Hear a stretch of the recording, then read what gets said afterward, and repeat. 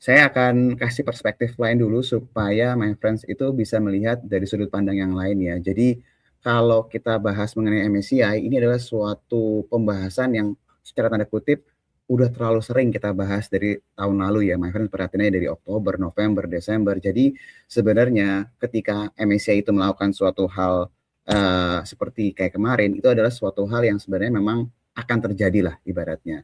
Tapi apa yang membedakan keadaan kemarin dengan sebelum-sebelumnya sudah kita bahas. Jadi awal mulanya MSCI itu bilang bahwa mereka akan menerapkan regulasi free float yang baru karena memang ada suatu hal yang pada akhirnya itu membuat dari sisi Indonesia itu harus berbenah, my friends. Nah, itu memang ditunggu estimasi yang sudah kita sering bahas akhir Januari, tapi ternyata lebih cepat ada pengumumannya, di mana mereka bilang pada saat itu bahwa yang namanya free float ini akan dirubah dan kalau sampai terjadi potensinya outflow. Itu yang sering banget kita bahas dengan timetable-nya itu efektif di Mei 2026.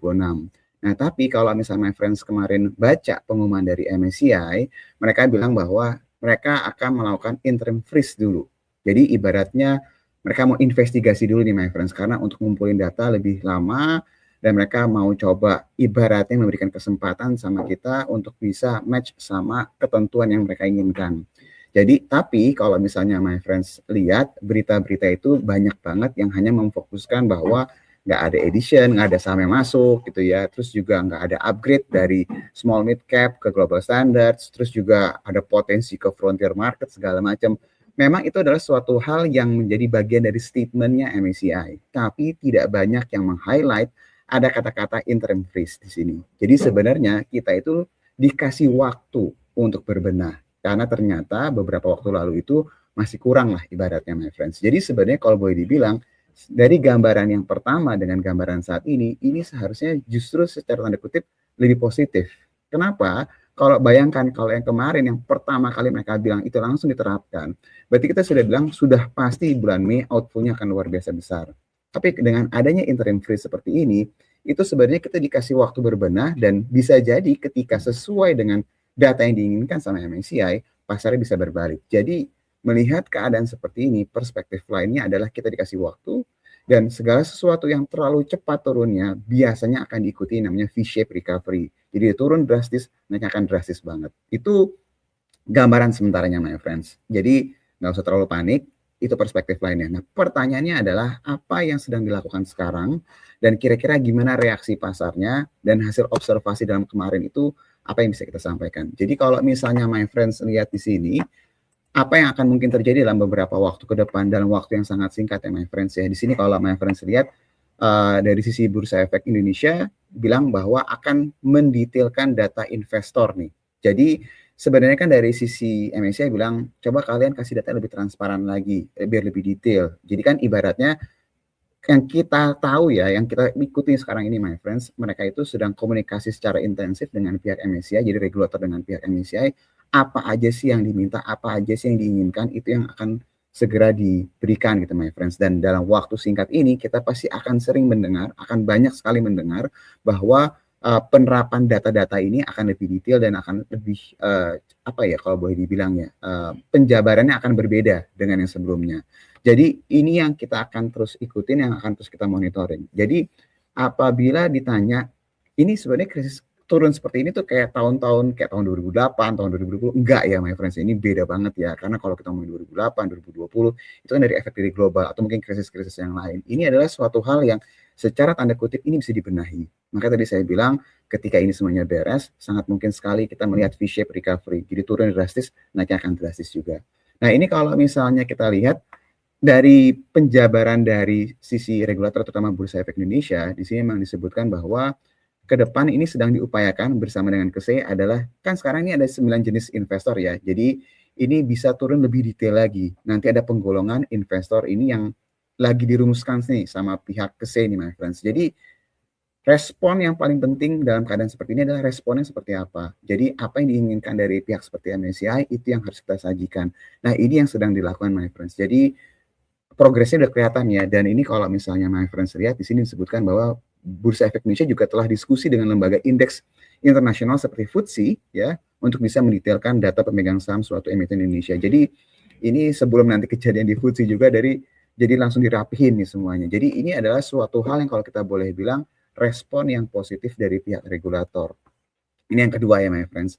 Sekarang kita lihat dari respon pergerakan IHSG-nya kemarin ya. Kalau my friends lihat, wah ada trading halt kemarin. Ya sebenarnya sih tahun lalu juga kita juga ngerasain trading halt ya. Jadi sebenarnya bukan suatu hal yang mengejutkan lah. Karena panic selling itu pasti ujung-ujungnya pasti bisa banget terjadi trading halt. Tapi kalau my friends perhatiin secara seksama, tidak semua saham itu ARB. Saya tidak bilang bahwa itu suatu hal yang bagus ya, tapi kalau melihat dari keadaan kemarin, ya indikasinya kan harusnya nggak cuma saham konglomerasi, tapi blue chipsnya juga ARB. Kemarin itu agak berbeda, yang konglomerasi mostly mengalami ARB, tapi blue chipsnya enggak. Kita bisa justifikasi bahwa ya sebelum-sebelumnya kan mereka sudah turun duluan ya, jadi penurunannya agak berbeda. Tapi yang kita bisa perhatikan di sini adalah memang terjadi panic selling, tapi nggak sampai trading halt yang kedua terjadi, my friends. Jadi ini sebenarnya ada beberapa saham, ada beberapa emiten-emiten tertentu yang market cap-nya besar terjadi perlawanan lah kalau kita boleh bilang. Terlepas tadi kalau misalnya dengar katanya Iwan terjadi net sell asing ya, my friends. Tapi baik lagi, mulai ada perlawanan meskipun baru hari pertama yang sifatnya itu mengejutkan. Nah pertanyaannya adalah mungkin nggak terjadi selling pressure lagi? Ini kita berbicara secara logika aja ya my friends ya. Kalau melihat kemarin saham-saham itu banyak yang ARB, berarti indikasinya banyak mereka yang mau keluar tapi belum berhasil. Jadi pasti akan ada lanjutan mereka yang masih mau keluar karena kemarin kena ARB, selling pressure pasti masih akan berlangsung. Itu sebenarnya normal. Dan biasanya kalau selling pressure yang terlalu berlebihan akan diikuti yang kayak margin call dan yang lainnya. Itu yang kita mau lihat dalam beberapa waktu ke depan. Jadi selling pressure masih akan terjadi, sangat mungkin sekali terjadi. Tapi kalau kita lihat dari hari pertama sudah mulai ada perlawanan, tidak terjadi trading halt yang kedua, harapannya kalau toh pun terjadi selling pressure, mulai akan ada perlawanan-perlawanan nih my friends. Jadi jangan dibilang bahwa oh ini udah akhir dari dunia nih, udah nggak mungkin. Enggak, ini sebenarnya suatu hal yang sangat tanda kutip mudah untuk diperbaiki lah sebenarnya ya my friends ya. Nah sekarang gimana nih nasib-nasib dari saham yang konglomerasi dan saham yang blue chips? Saya ambil kalau untuk yang konglomerasi, saya ambil sampelnya dari PTRO.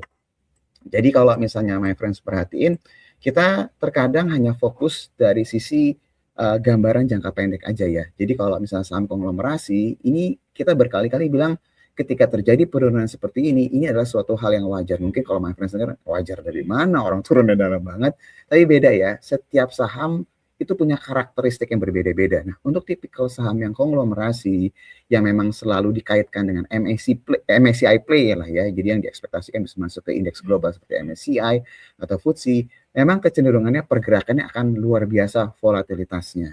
Nah, ketika kita melihat pergerakan yang terjadi beberapa waktu terakhir ini untuk saham seperti PTRO, sebenarnya ini pernah terjadi juga di tahun lalu sebenarnya kalau misalnya my friends perhatiin ini kalau saya berubah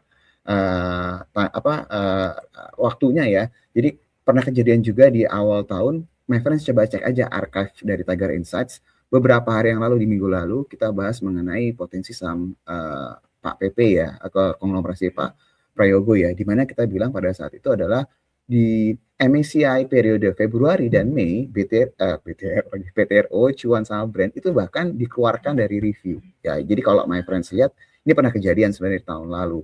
Dan itu 2 kali review dikeluarkan. Tapi kalau dilihat respon jangka pendeknya market itu turunnya luar biasa. Bahkan seperti PTRO ini, cuan, brand, kita kasih lihat ya, itu turunnya lebih dari 50% my friends, dari titik tertinggi di sebelum pengumuman tersebut. Tapi setelah beberapa waktu ke depan terjadi rebound yang luar biasa. Jadi sebenarnya kalau ada yang bilang bahwa wah ini mungkin saham konglomerasi akan terus turun dan segala macam, ya bisa aja turun. Tapi baik lagi my friends, ketika semuanya ini clear, semuanya sudah beres, harusnya kita bisa melihat ekspektasinya ya V-shape recovery di saham-saham seperti konglomerasi ini my friends. Karena baik lagi, ini adalah suatu hal yang bisa diperbaiki sebenarnya.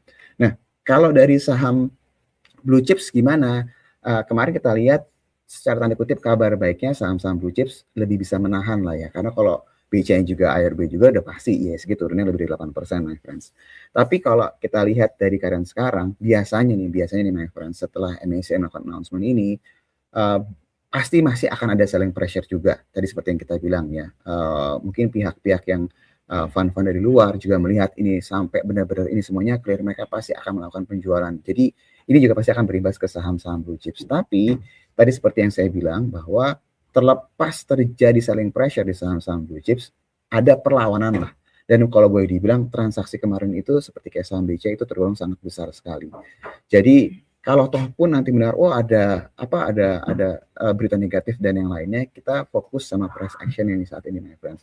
Sejauh ini, kalau diperhatikan, tipikal untuk saham blue chips, ada perlawanan, yang ini yang bisa kita bilang bahwa ini indikasi yang sebenarnya cukup positif ya, karena kalau semuanya ARB pasti akan lebih parah IHSG, tapi kalau dilihat dari kemarin, saham-saham blue chips ini lebih bisa menahan.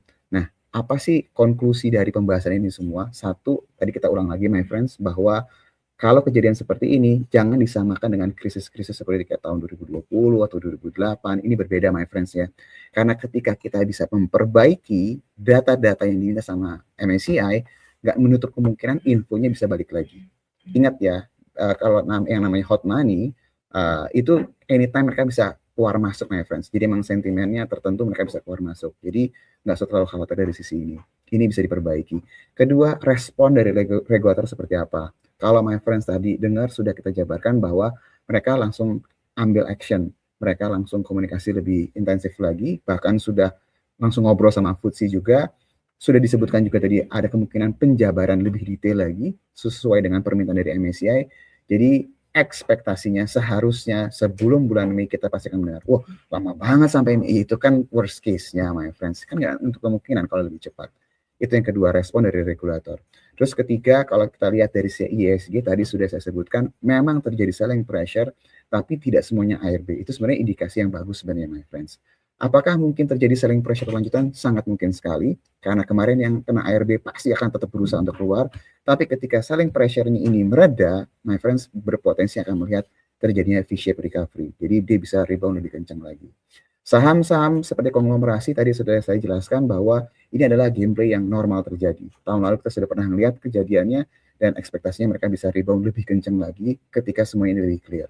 Dan untuk saham-saham blue chips, my friends juga bisa lihat bahwa ini mungkin lebih stabil ya pergerakannya, turunnya nggak lebih dalam ya. Jadi ini adalah suatu indikasi yang positif. Jadi intinya apa, my friends, nggak perlu panik, karena cepat atau lambat ketika ini semuanya clear, harusnya kita bisa melihat pergerakan IHSG bisa lebih tinggi lagi atau bikin titik lebih tinggi lagi daripada sekarang.